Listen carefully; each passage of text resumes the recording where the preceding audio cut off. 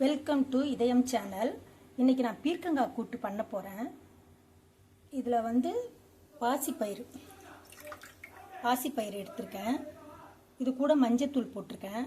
2 பச்சை மிளகா, வெங்காயம் கொஞ்சம், தக்காளி கொஞ்சம்,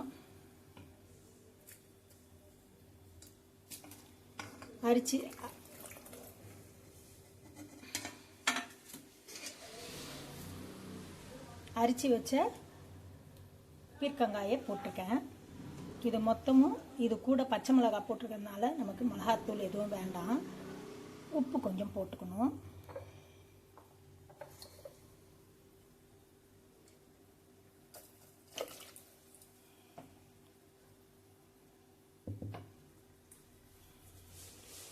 போட்டாச்சு. இப்போ குக்கரில் தான் நான் வச்சுருக்கேன். ஒரு விசில் வந்தால் போதும், இது வெந்துடும். இப்போ ஸ்டவ் ஆன் பண்ணிவிட்டு குக்கரை அது மேலே வச்சிடறேன்.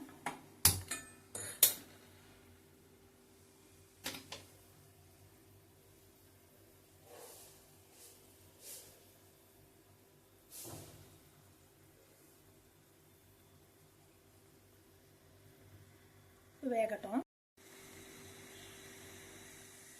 வெயிட் போட்டு வச்சுருக்கேன் குக்கரில். அது ஒரு விசில் வந்ததுமே ஆஃப் பண்ணிடலாம். பீர்க்கங்காய் கூட்டு வெந்துடுச்சு. எல்லாமே பீர்க்கங்காய் வெந்துடுச்சு, பச்சைப்பயிறு எல்லாமே வெந்துடுச்சு, தக்காளி எல்லாமே போட்டதை எல்லாமே வேக வச்சாச்சு. இப்போ நம்ம தாளிக்கணும். தாளிக்கிறதுக்கு தாளிப்பு கரண்டியை வச்சாச்சு. அது கூட கொஞ்சம் சோம்பு,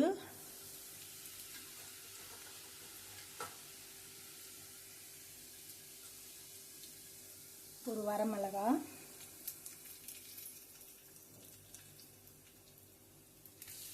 இஞ்சி பூண்டு பேஸ்ட்,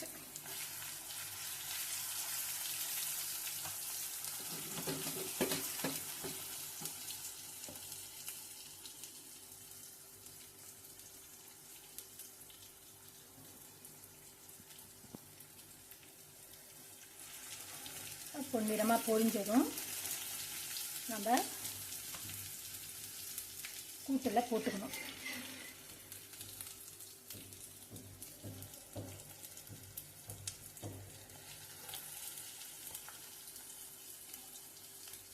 இது கூட நம்ம அப்பளமும் பொரிச்சு போட்டு சாப்பிட்டா இன்னும் டேஸ்டியாக இருக்கும். நான் இன்றைக்கி போட போகிறேன். உங்களுக்கு விருப்பப்பட்டால் நீங்கள் போடுங்க. இது தாளித்து போட்டாச்சு.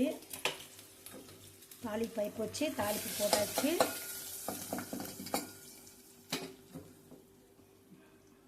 கொத்தமல்லியை அது மேலே தூவி, கொத்தமல்லி கறிவேப்பிலை ரெண்டுத்தையும் போட்டு தூவிட்டு கலக்கிடுங்க.